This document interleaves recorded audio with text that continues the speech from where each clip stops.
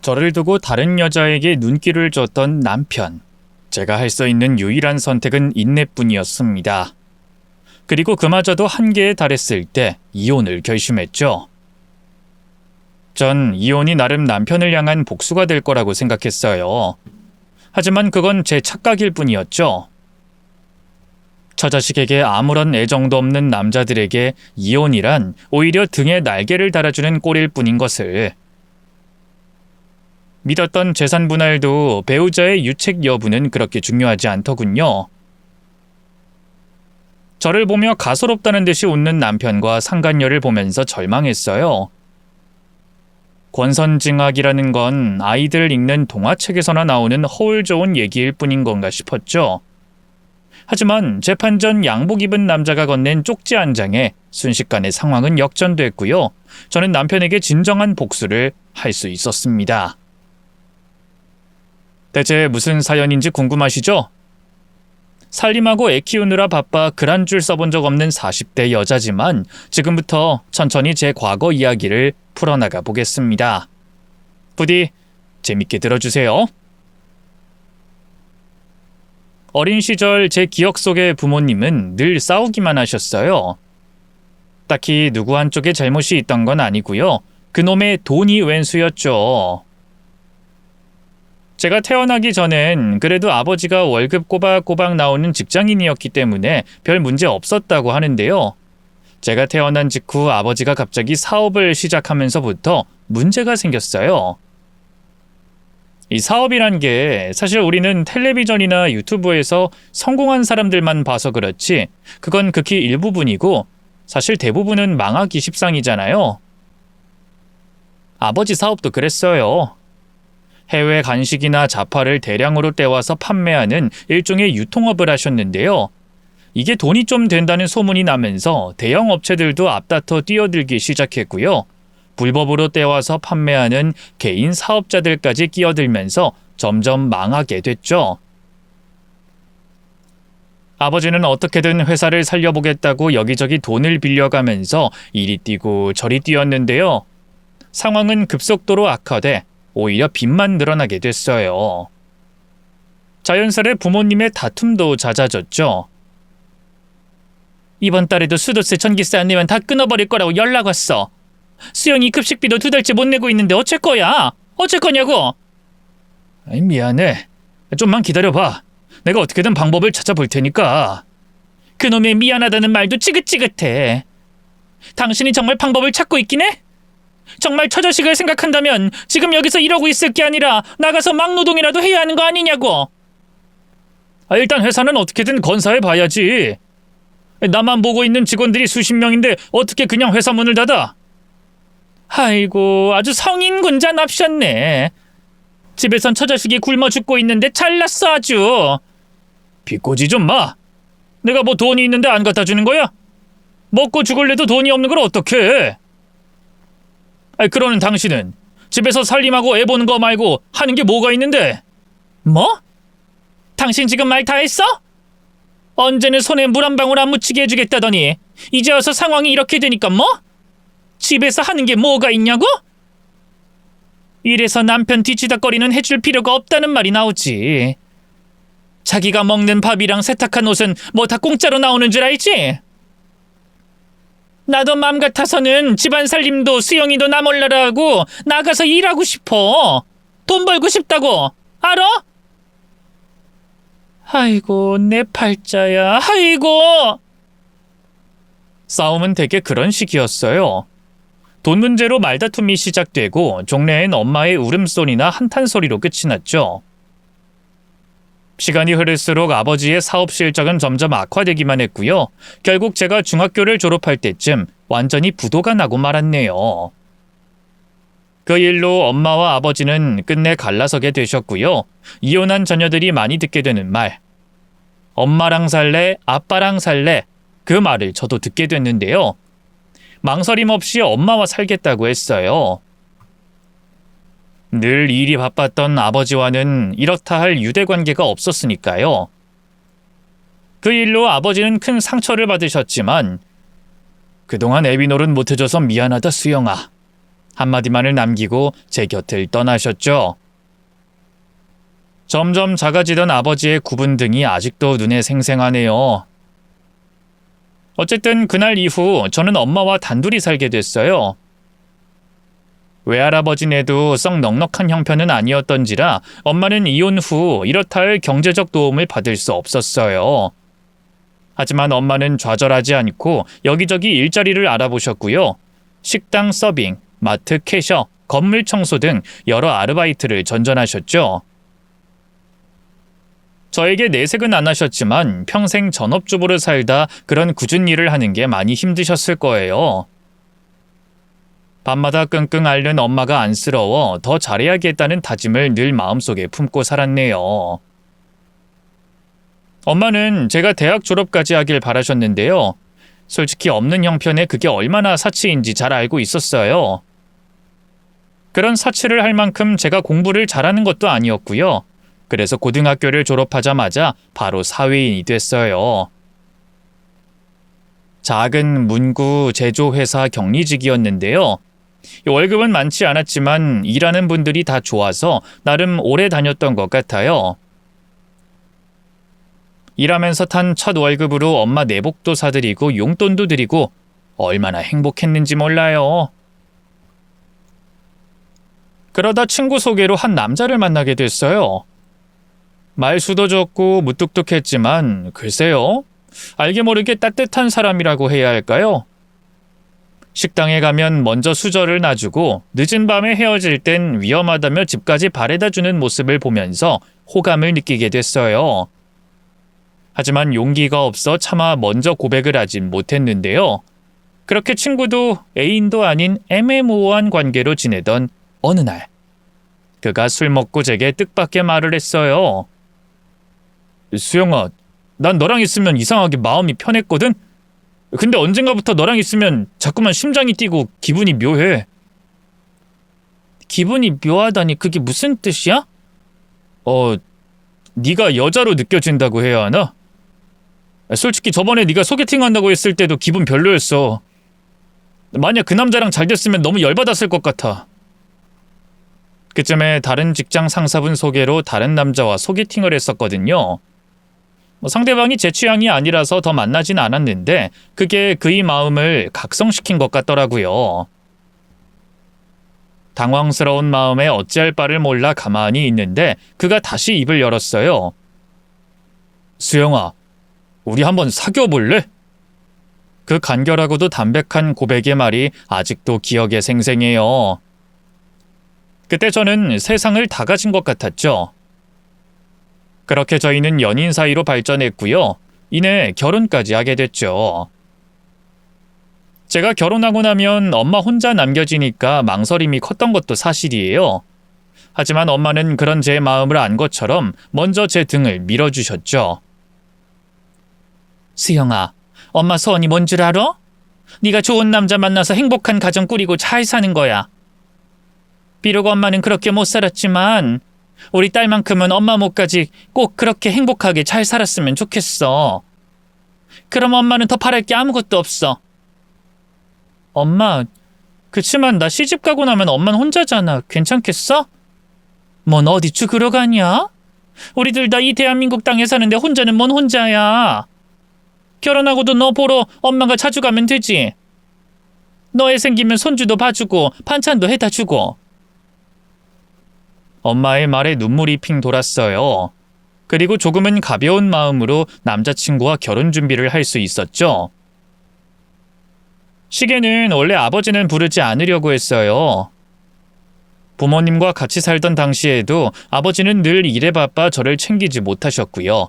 이혼 후에도 한 번도 제게 먼저 연락하신 적이 없었거든요. 하지만 엄마는 아무래도 혼주석에 자신 혼자 서시는 게 마음에 걸렸나 봐요. 사돈댁에서 안 그래도 이혼 가정이라고 못마땅히 하는데 혼주석에라도 둘이 서야지. 난 괜찮으니까 네 아버지 결혼식에 꼭 참석하라고 그래라. 그치만 엄마랑 나 둘이 힘들게 살던 때도 연락 한 번 없던 사람이잖아. 이제 와서 아버지랍시고 부르고 싶진 않은데. 누가 네 애비 좋으라고 부르는 거야? 너 혹시라도 시댁에 흠잡힐까봐 그렇지. 좋은 게 좋은 거라고 그냥 두 눈 딱 감고 연락해. 결국 망설이다가 아버지에게 연락했는데요. 웬걸 없는 번호라고 나오지 뭐예요? 아니 핸드폰을 바꾸고도 딸에게 얘기 한 번 안 하셨다니 그 무심함에 참 화가 나더군요. 어쨌든 친척들에게 물어보러 어떻게 아버지 핸드폰 번호를 알아내려고 했는데요. 그러다 알게 됐어요. 아버지가 다른 여자와 재혼했다는 걸 말이죠. 재혼. 물론 할 수야 있죠. 아버지도 남잔데 엄마와 결혼 생활 중에 다른 여자를 만난 것도 아니고 이혼 후 새 여자를 만난 거니까요.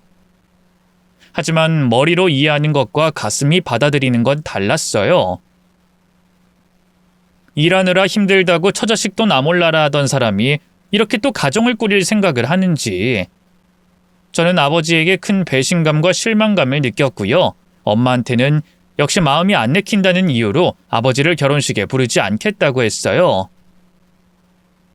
다행히 남편도 이해해줬고요. 시부모님에게도 아버지가 아프다는 핑계를 대서 무사히 넘어갈 수 있었죠. 행복하지 않은 부모님을 보고 자란 만큼 제 가정은 잘 꾸려나가고 싶었어요. 그래서 더욱더 열심히 아내로서 또 며느리로서 최선을 다했던 것 같아요. 결혼 후에도 아이가 생기기 전까진 남편과 맞벌이를 했는데요.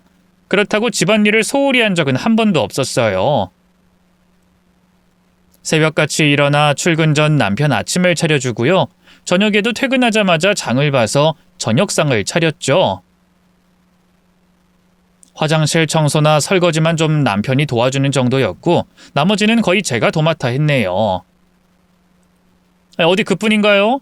매일 시부모님에게 안부 전화를 드렸고요. 생신이나 어버이날 같이 특별한 날엔 좋아하는 음식을 만들어 드리고 꼬박꼬박 용돈도 드렸어요.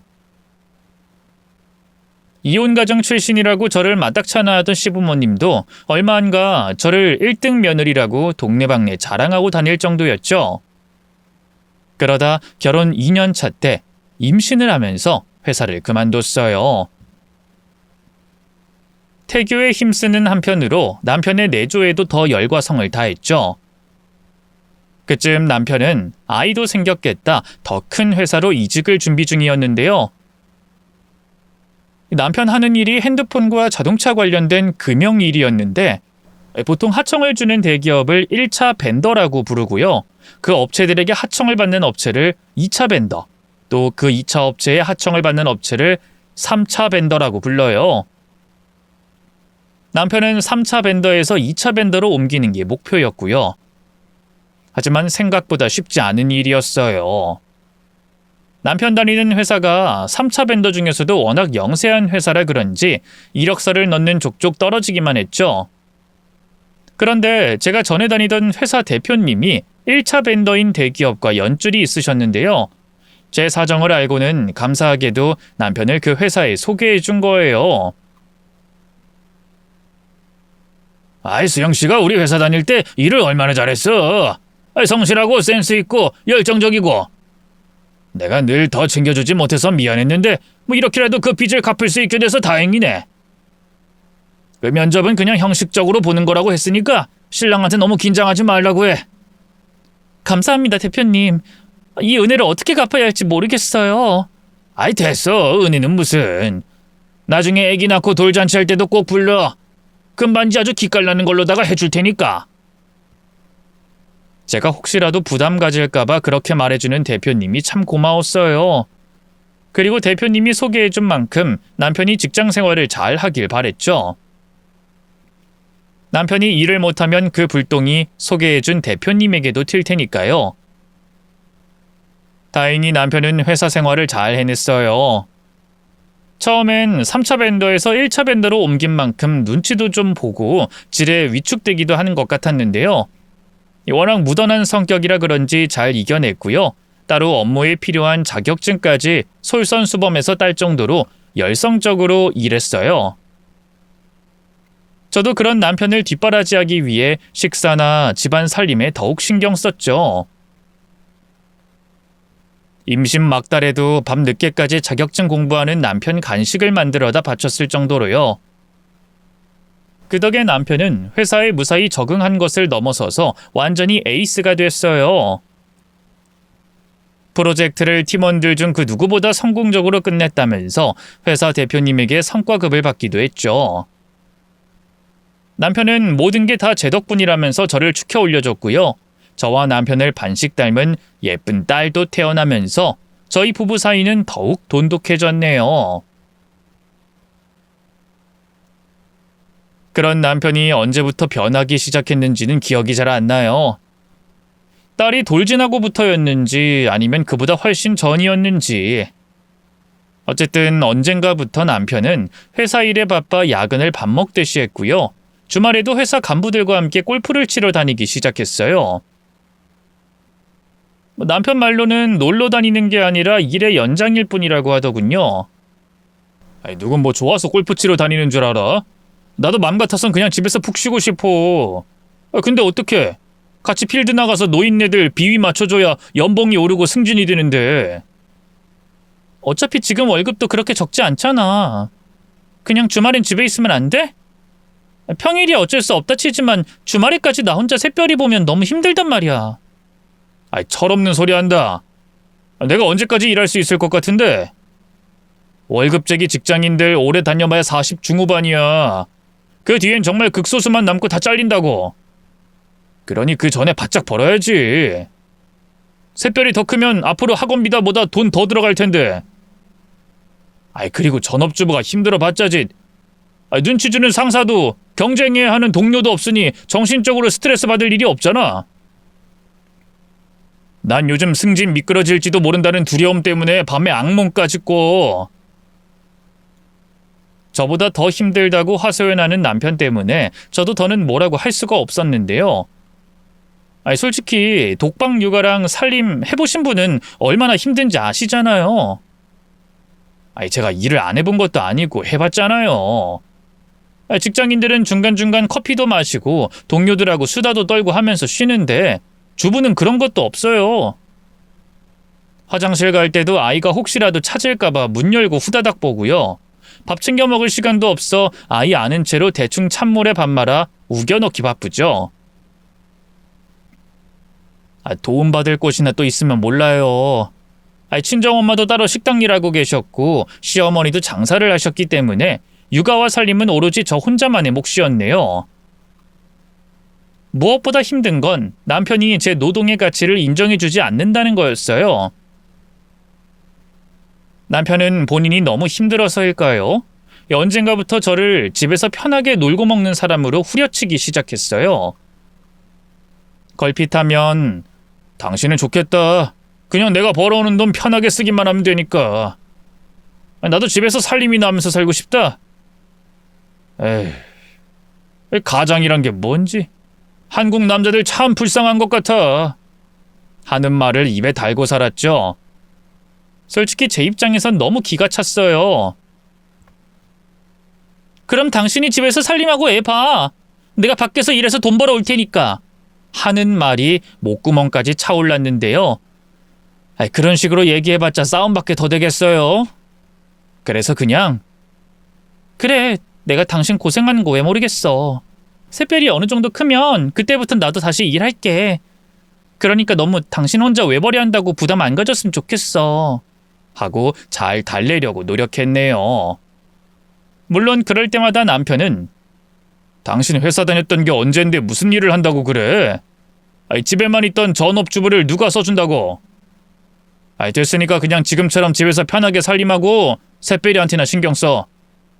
돈 벌어오는 건 내가 알아서 할 테니까. 잘난 남편 두고 왜 그런 생각을 해? 하면서 타박하기만 했네요.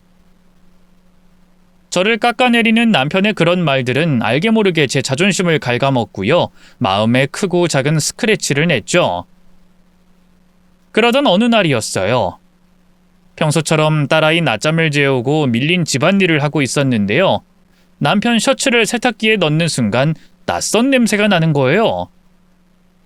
꽃향기 같기도 하고 과일 냄새 같기도 한 비누나 샴푸 향은 아니었어요. 그보다 진하고 독한 게 꼭 향수 냄새 같았죠. 근데 남편은 향수를 안 쓰거든요. 인위적인 향은 거북하다고 선물이 들어와도 손도 안 대는 사람이었어요. 저 역시 집에만 있고 애를 키우다 보니 향수는 일절 쓰지 않았고요. 지나가던 사람하고 부딪혔나? 하고 가볍게 넘어갈 수도 있었겠지만 여자의 촉이라고 해야 할까요? 뭔가 꺼림직하더라고요. 남편의 예전 같지 않은 태도하며 자꾸만 늦어지는 퇴근과 잦은 접대까지 자꾸만 안 좋은 쪽으로 상상하게 되더군요. 물어본다고 솔직하게 말해줄 것 같지도 않아서 몇 날 며칠을 혼자 끙끙 앓았어요. 그러다 유혹을 이기지 못하고 남편이 잠든 새 몰래 남편의 핸드폰을 확인했죠. 같이 사는 부부다 보니 이미 남편의 잠금 패턴은 다 알고 있었거든요. 다른 사람들과 주고받은 문자와 통화 내역, 사진첩 같은 걸 살펴보는데 두 손이 덜덜 떨리더군요. 이렇게까지 해야 하나 자괴감도 들었고요. 하지만 그것도 아주 잠깐이었어요. 남편이 같은 팀 여직원과 주고받은 문자를 보는 순간 모든 것이 무너졌습니다. 오빠, 오늘도 끝나고 우리 집 올 거야? 당연하지. 저녁 뭐 먹고 싶은지 생각해놔. 또 밥 먹고 끌어안고 있다 가려고? 나도 오빠랑 여행 가고 싶다. 회사에선 아는 척도 못하고 밖에선 데이트도 못하고. 경이 너무 불쌍해. 조금만 참아. 조만간에 같이 휴가 내고 가까운 일본이나 베트남이라도 가자. 와이프한텐 출장 잡혔다고 둘러대면 되니까. 야, 오빠 최고. 역시 울 오빠가 최고야. 남편과 그 상간녀는 이미 선을 넘은 사이였어요. 서로 주고받은 문자를 쭉 훑어보니 만난 지 벌써 3개월도 더 됐더군요. 그동안 어떻게 감쪽같이 저를 속이고 밖에서 이런 더러운 짓을 하고 다닌 건지 참을 수 없는 분노와 배신감이 저를 덮쳤어요. 그 자리에서 바로 남편을 깨웠어요. 그리고 핸드폰을 보여주면서 이게 대체 뭐냐고 물어봤죠. 잠기운에 짜증내던 남편은 상간녀 이름을 듣자마자 물벼락이라도 맞은 사람처럼 벌떡 일어나더군요. 그리고는 제 손에 들린 핸드폰을 보고 바로 사태를 파악한 것 같았어요. 여보, 그러니까 이건 말이지. 내가 먼저 꼬신 건 절대로 아니고 얘가 먼저. 진짜야. 회식 때 술 먹고 얘가 먼저 나 모텔로 끌고 갔어. 난 너무 술에 취해서 그날 밤 일은 기억도 안 난다고. 근데 얘가 자기 책임지라고 전부터 나 좋아했다고 막 난리치는 바람에 자기랑 안 만나주면 회사에 다 얘기하겠다는데 어떡해. 그런 일로 회사에서 잘릴 순 없잖아. 그래서 당신은 그냥 어쩔 수 없이 협박 때문에 만났다?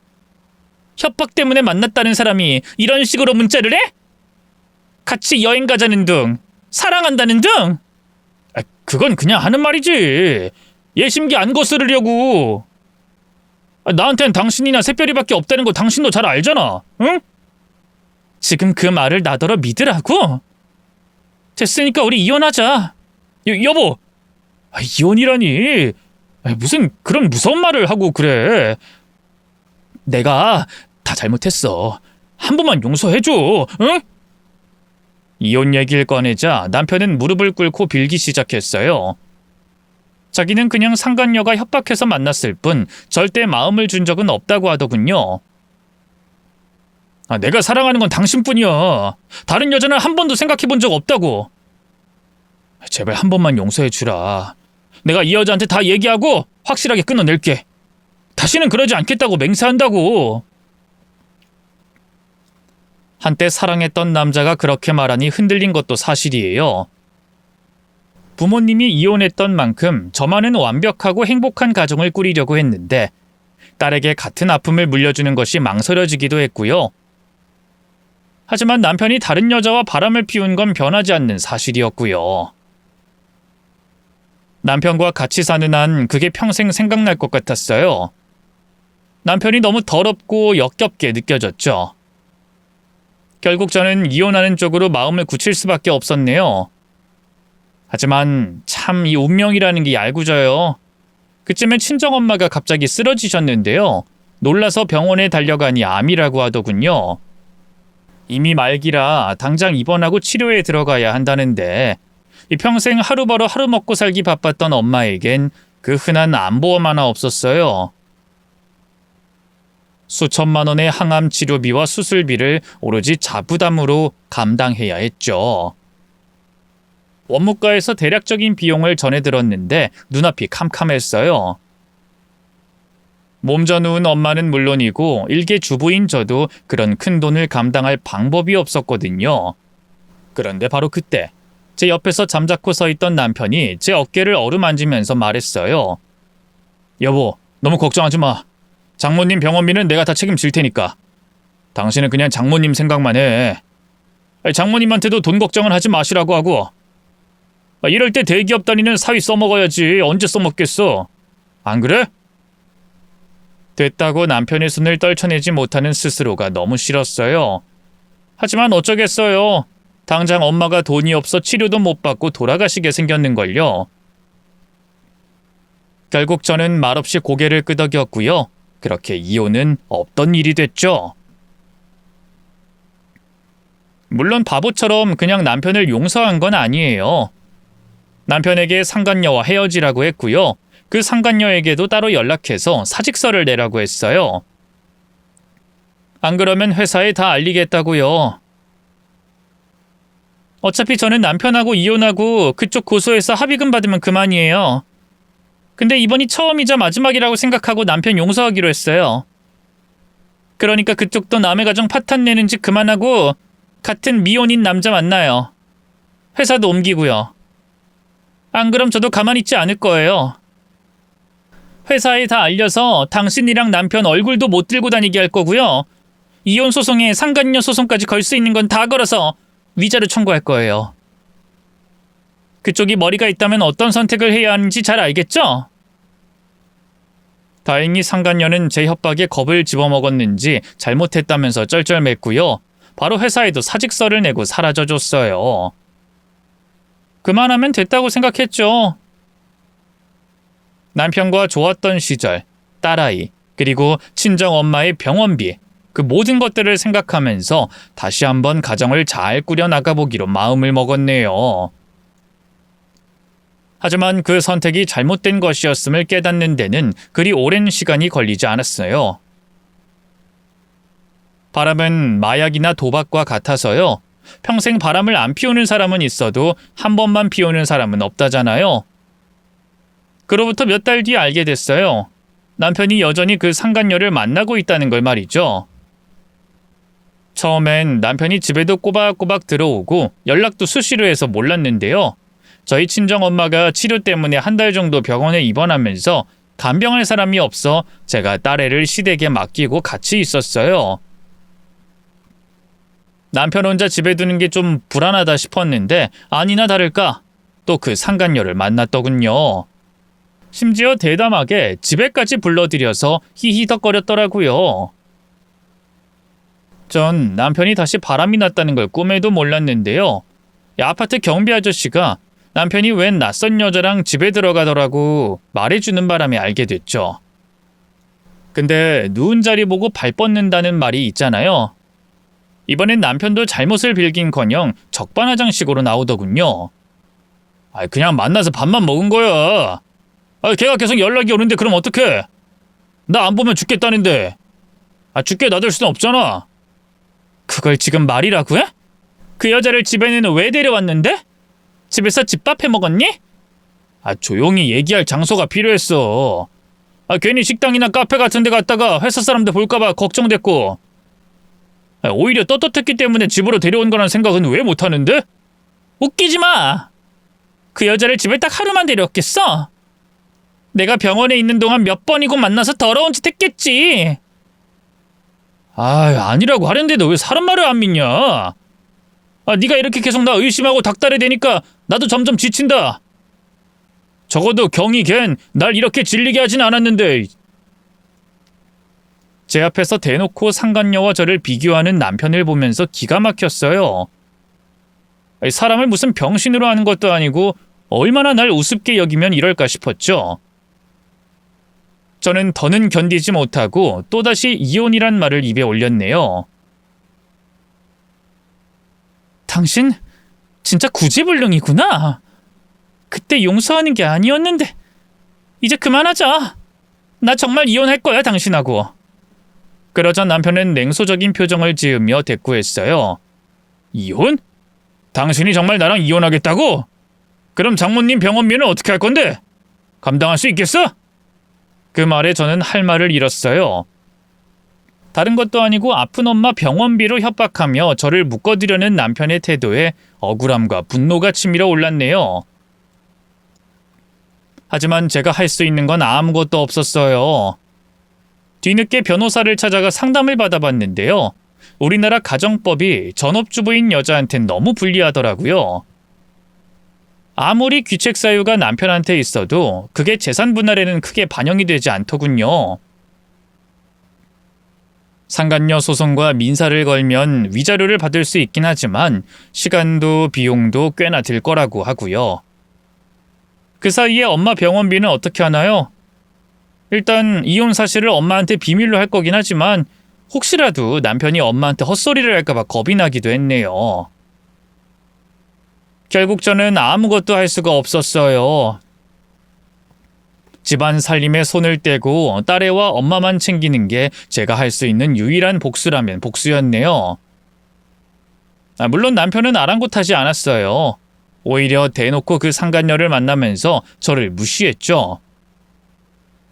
너무 화가 나서 따로 그 상간녀를 만나기도 했어요. 저보다 한참 어리고 얼굴도 예쁘장한 여자였는데요. 싹싹 빌 땐 언제고 이제 회사도 그만뒀겠다 무서운 게 없는 걸까요? 주변에 알리겠다고 하니 코웃음을 치더군요. 그래요, 어디 한번 해봐요. 저도 나름 다 알아봤거든요. 사실적시도 명예훼손에 해당된다는 거 알아요, 아줌마? 아, 너무 어려운 말이라 모르려나? 쉽게 말하면 아줌마가 제가 아줌마 남편하고 바람났다고 어디 가서 말하고 다니면 내가 아줌마를 명예훼손으로 고소할 수 있다는 거예요. 2년 이하의 징역 또는 500만 원 이하의 벌금형이 처해진다는데 아줌마 감옥 가면 딸이랑 아픈 엄마는 어쩌게요? 설사 운 좋게 감옥 안 가고 벌금 나온다 쳐도 아줌마 벌금 낼 돈 있어요? 지금 아줌마가 먹고 자는데 쓰는 돈 다 우리 오빠 주머니에서 나오는 거잖아요. 우리 오빠가 아줌마 엄마 병원비까지 내주고 있다면서요? 사람이 어쩜 이렇게 악독해요? 남의 가정 파탄낸 것도 모자라서 뻔뻔하게 지금 날 협박하는 거예요? 협박하는 게 아니라 아줌마 처지를 잘 생각하라는 거예요. 마음에 안 들면 이혼하든가. 기생충처럼 우리 오빠 돈 뜯어먹으려고 이혼 안 하는 게 누군데? 우리 오빠 마음이 조금만 덜 여렸어도 진작에 아줌마랑 이혼하고 나랑 살았을 건데. 우리 오빠 아줌마랑 아줌마 딸이 불쌍해서 이혼 못하겠대요. 짜증나. 그래서 남편이랑 계속 만날 거란 소린가요? 당연하죠. 저는 오빠 사랑해요. 오빠도 나 사랑하고. 사라져줘야 할 사람은 내가 아니라 아줌마라고요. 상간녀의 그 되바라진 대꾸 앞에서 저는 아무 말도 못했어요. 남편에게 제발 그 여자와 헤어지라고 애원도 해보고 화도 내봤지만 남편은 그저 허울 좋은 말로만 저를 달랠 뿐이었죠. 그것도 안 먹히면 친정엄마 병원비나 딸애를 빌미로 협박하기 바빴고요.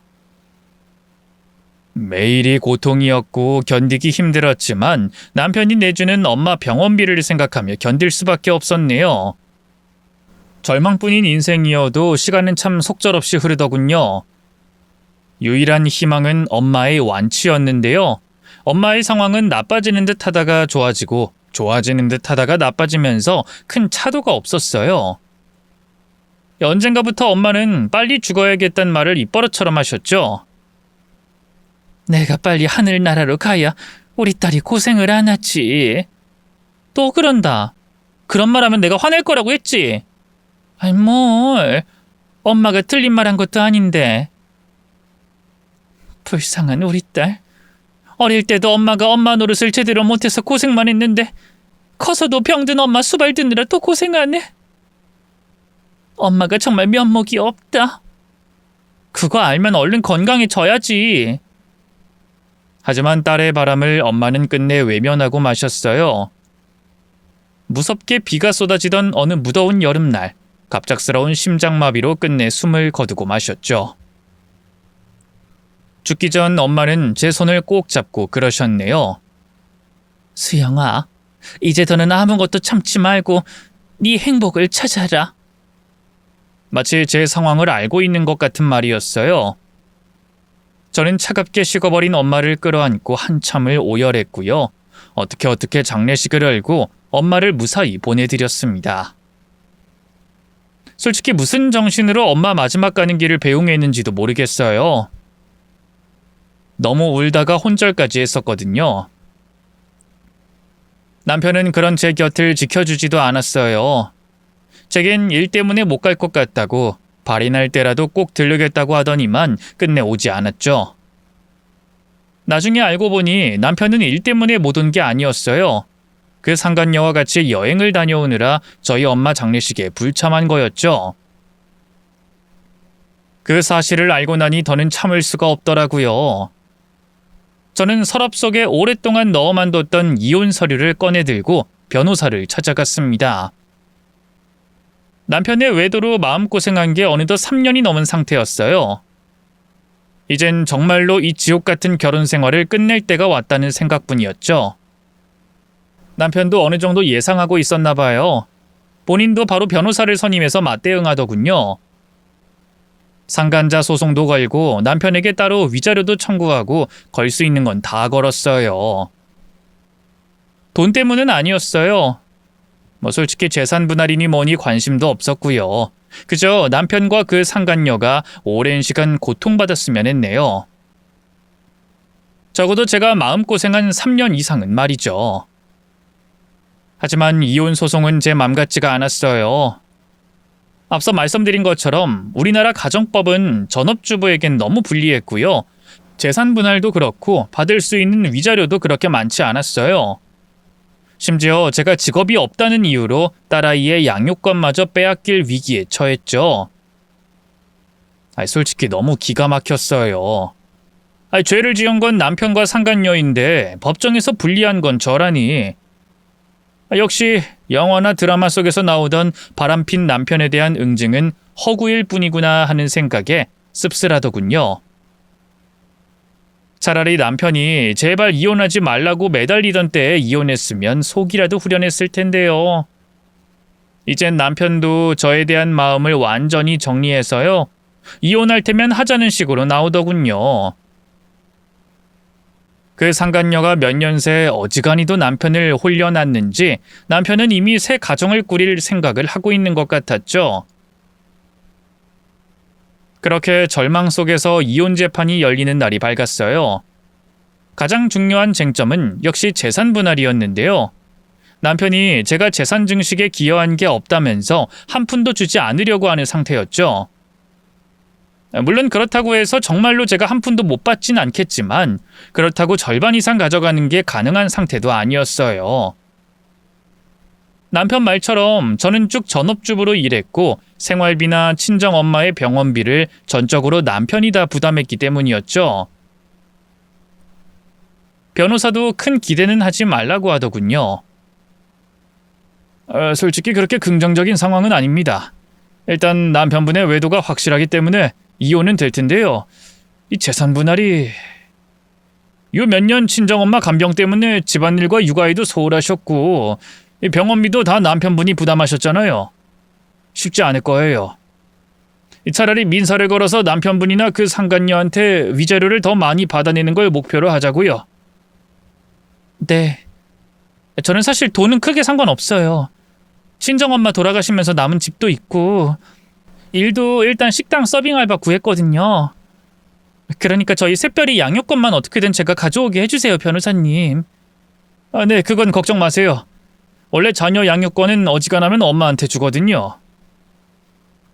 그렇게 변호사님과 재판 전 한 번 더 대화를 나누며 심기일전하고 있을 때였어요. 어느새 나타난 남편이 절 보더니만 비웃는 표정으로 다가오더군요. 당신 이대로 정말 나랑 이혼할 거야? 그냥 계속 나랑 같이 살면서 샛별이나 키워줘. 가끔 나 집에 들어가면 밥도 해주고. 당신의 음식 솜씨가 썩 나쁘진 않았거든. 뭐 월급이라 생각하고 다달이 돈은 섭섭치 않게 줄게. 어때? 사람 조롱하지 마. 애초에 당신이 그 대기업 들어간 게 누구 덕분인데? 내가 소개해줘서 들어간 거잖아. 근데 마치 태생부터 잘난 사람처럼 이렇게 날 우습게 봐? 당신한테 그럴 권리가 있어? 참나. 당신 소개로 들어간 게 뭐? 소개로 들어갔다고 뭐 아무나 내 자리까지 올라갈 수 있을 것 같아? 지금 그 회사에서 부장 달고 연봉 해마다 10%씩 올린 건 다 내 실력이야. 어딜 숟가락을 얹으려고 그래? 어쨌든 굳이 나랑 이혼하겠다면 당신은 내가 재산 불리는데 기여한 거 아무것도 없으니까 난 한 푼도 못 줘. 샛별이도 내가 키울 거고. 내가 재산 불리는데 기여한 게 왜 없어? 그동안 힘들게 당신 뒷바라지하고 샛별이 키우고 집안 살림한 건 왜 안 쳐주는데? 그리고 당신이 무슨 염치로 샛별이를 키우겠다고 그래? 여자에 미쳐가지고 샛별이가 어떻게 지내는지 관심도 없던 인간이. 저는 뻔뻔하게 나오는 남편을 보면서 분노를 참지 못했어요. 하지만 남편은 그래, 어디 한번 판사 앞에서 붙어보자고 하면서 여유만만한 태도로 사라지더군요. 돈 엄청 주고 비싼 로펌 변호사를 고용했다고 하더니만 자기 승리를 확신하는 것 같더라고요. 남편의 그 유유자적한 태도가 저를 더욱 속상하게 했네요. 제 화를 가라앉히지 못하고 법정 안으로 들어섰을 때였어요. 갑자기 뒤에서 누군가 절 붙잡아 돌아보니 양복 입은 낯선 남자가 서 있더군요. 누구세요? 하고 묻는데 대꾸는 않고 남자가 제게 무언가를 내밀었어요. 단정하게 접힌 종이였죠. 저기요, 재판 전에 이거 열어보세요. 네? 이게 뭔데요? 이번에도 역시 남자는 제 말엔 대꾸하지 않고 돌아섰어요. 저는 그 남자를 뒤따라가고 싶었지만 곧 재판이 시작될 것 같아 그럴 수도 없었죠. 판사님이 들어오고 이내 저도 변호사님 옆에 자리를 잡았는데요. 남자가 건네준 쪽지가 뭔지 너무 신경이 쓰이더라고요. 그래서 판사님이 남편과 제 이름을 확인할 때 얼른 쪽지를 펼쳐봤는데요. 단정한 필체로 쓰인 내용을 확인하자마자 저는 입을 떡 벌리고 말았습니다. 당신 남편 상간녀와 함께 회사를 돈세탁에 이용하고 있습니다. 동봉된 증거자료를 땡땡역 무인 택배함에 넣어뒀으니 확인하세요. 도무지 믿을 수가 없었어요. 제가 경악하며 그대로 굳어있자 이내 변호사도 무슨 일이냐면서 제게 말을 걸었고요. 저는 차마 대답도 못하고 손을 덜덜 떨면서 변호사에게 쪽지를 보여줬죠. 아니 이게 뭐예요? 설마 아까 그 남자가 주고 간 건가요? 아는 사이였어요? 아니요. 저도 처음 보는 사람이었어요. 그 남자가 누군지도 모르는데 제게 왜 이런 쪽지를 준 건지. 장난이라고 하기엔 무인 택배함 위치랑 비밀번호도 적혀있네요.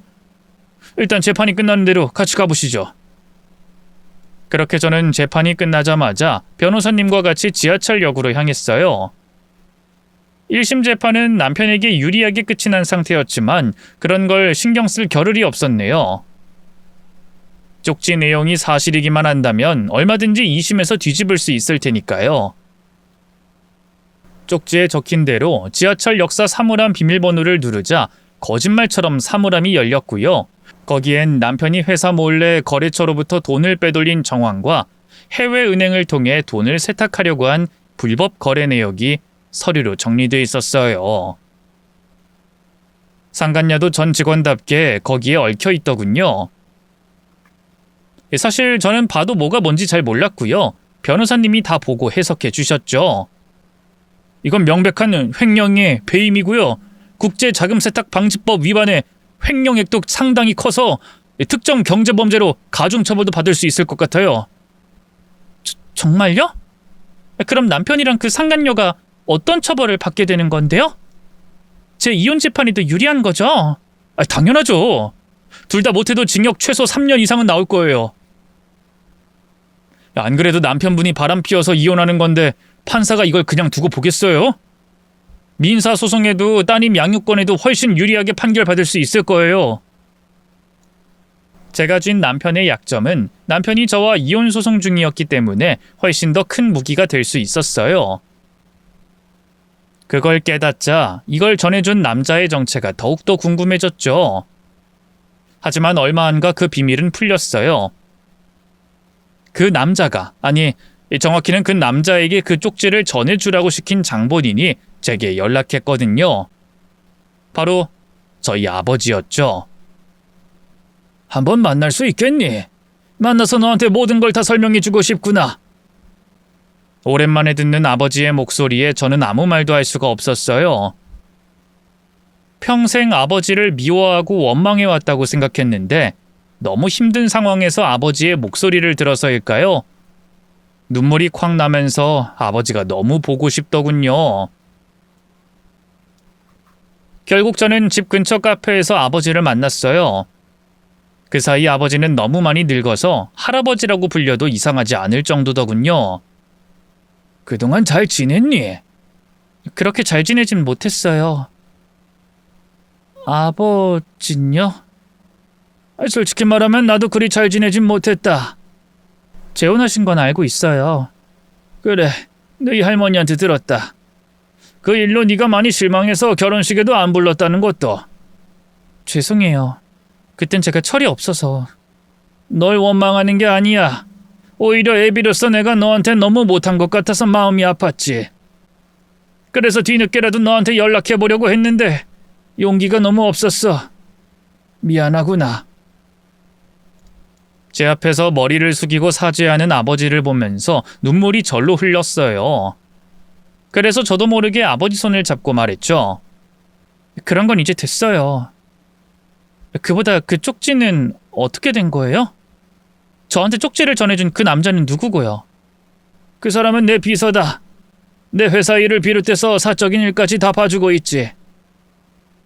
실은 너희 엄마가 얼마 전에 암으로 그렇게 되고 나한테도 연락이 왔었거든. 이 장례식까지 갔었는데 네가 없더구나. 너무 울어서 실신해가지고 실려갔다더라고. 아, 맞아요. 그 새벽에 잠깐 입원해 있었어요. 그때 아버지가 다녀가신 걸 전혀 몰랐어요. 기다렸다가 널 만나려고 했는데 네가 날 너무 원망할 것 같아서 겁이 났어. 그래서 부조도 회사 이름으로만 하고 그냥 갔지. 그러다 네가 썩 잘 살고 있진 못하는 걸 알게 됐고 어떻게든 너 이혼하는데 도움을 주고 싶어서 내 나름대로 사람 써서 네 남편 뒷조사를 좀 해봤다. 털 게 아주 많은 놈이더구나. 몰랐는데 아버지는 그 사이에 사업으로 엄청난 성공을 거둔 상태였어요. 쭉 빚뿐이다가 얼마 전에야 개발한 모 상품의 특허권을 따내면서 큰 돈을 벌게 됐다고 하더군요.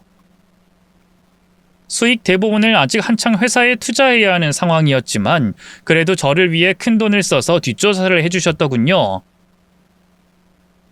그렇게 저는 아버지와 긴 해후를 나눴고요. 잃어버린 줄로만 알았던 제 또 한 명의 가족을 다시 되찾게 됐네요. 그 뒤에 저는 남편을 만나 아버지가 준비해준 자료들을 보여줬어요. 남편은 순식간에 얼굴이 사색이 되더군요. 이걸 당신이 어떻게... 우리 아버지가 뒷조사해서 준비해줬어. 뭐? 당신 아버지라니... 옛날에 연 끊긴 거 아니었어?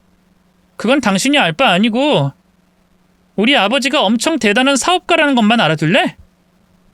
이젠 나한테 당신 못지않은 돈과 힘이 있다는 걸 말이야. 아, 그리고 이 자료들은 전부 복사본이고 진짜는 이미 변호사한테 넘겼어. 곧 당신 회사에도 보낼 거니까 법정 출두할 준비해둬. 이혼 재판 말고 경제사범 재판까지 받으려면 당신 아주 바빠지겠어? 제 말에 남편은 충격에 휩싸여 온몸을 덜덜 떨었어요. 그러더니 제 앞에 다시 무릎을 꿇으며 애원하더군요. 여보, 제발 그러지 마. 내가 잘못했어. 용서해줘, 응? 그 여자 이번엔 정말로 다 정리할게. 다시는 바람 안 피울게. 이제 와서 뭐라는 거야? 이제 난 당신이 그 여자를 만나든 다른 여자 수십 명을 만나든 더는 신경 안 써. 여보, 왜 그래 진짜. 그래도 나 하나뿐인 새별이 아빠잖아. 이대로 나 망하게 둘 거야? 내가 언제 당신을 망하게 했다고 그래? 이건 다 당신이 자초한 자업자득의 결과야. 저는 매달리는 남편을 뿌리치고 돌아섰어요. 며칠 뒤 상간녀에게서도 사죄를 비는 문자와 전화가 쏟아졌지만 전부 다 무시했죠. 지나한 재판 끝에 결국 저는 승리를 거머쥘 수 있었어요. 딸의 양육권과 친권을 모두 가져온 건 물론이고요. 전 남편과 상간녀를 상대로 꽤 많은 금액의 위자료도 챙길 수 있었죠. 남편은 저와 이혼당한 건 물론이고요. 당연히 회사에서도 잘렸어요. 남편 회사에선 남편과 상간녀에게 어마어마한 손해배상 청구 소송도 걸었는데요. 둘 다 갖고 있던 전 재산은 물론이고 빚까지 내서 돈을 갚아야 했고요. 어디 그뿐인가요? 따로 징역까지 살다 나왔죠. 지금도 둘 다 경제사범 전과 때문에 어디 재취직도 못하고요. 상간녀는 고향으로 내려가 쥐죽은 듯이 살고 있고 남편은 시부모님 집에서 얹혀 살며 그 나이까지 식충이 짓을 하고 있다 하더군요.